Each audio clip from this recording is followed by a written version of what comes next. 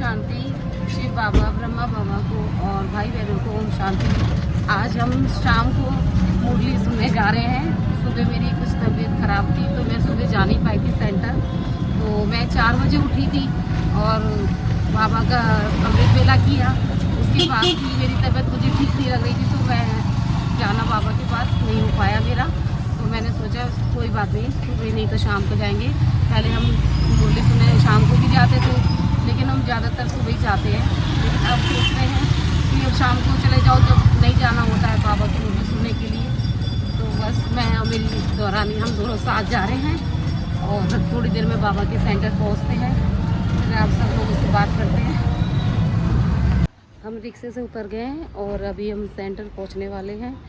और सुबह तो बाबा की हाज़िरी लगती है जब हम जाते हैं। तो आज हमारी एब्सेंट हो गई थी तो अब हमने सोचा अब शाम को जाएंगे तो हमारी एब्सेंट जो थी प्रेजेंट हो जाएंगे बाबा के घर जाके। और जब तक बाबा की मुरली नहीं सुनते हैं तो अच्छा सा भी नहीं लगता है। ऐसा लगता है कि आज दिन अच्छा ही नहीं जा रहा है।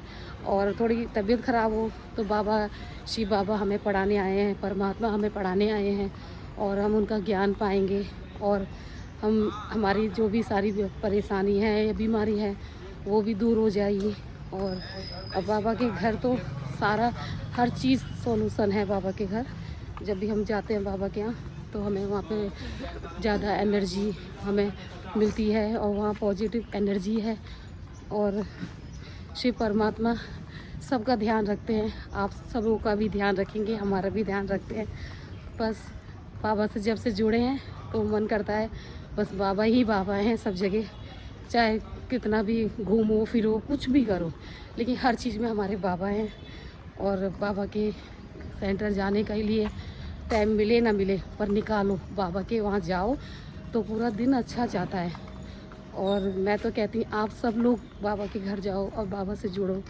बाबा आप सबका साथ है। और हमारा सेंटर आ गया, ये देखिए हम सेंटर में आ चुके हैं। ये हमारा सेंटर है और बस हम अंदर जा रहे हैं, मुरली सुनते हैं और आपसे मिलेंगे। ये देखिए बाबा की कुटिया है और बाबा का झूला है जिस पे ब्रह्मा बाबा झूलते थे। मैं आप सबसे अभी थोड़ी देर में मिलती हूँ। ये बाबा का कमरा है और हम मुरली सुनने से पहले हम बाबा का योग करते हैं कमरे में आके।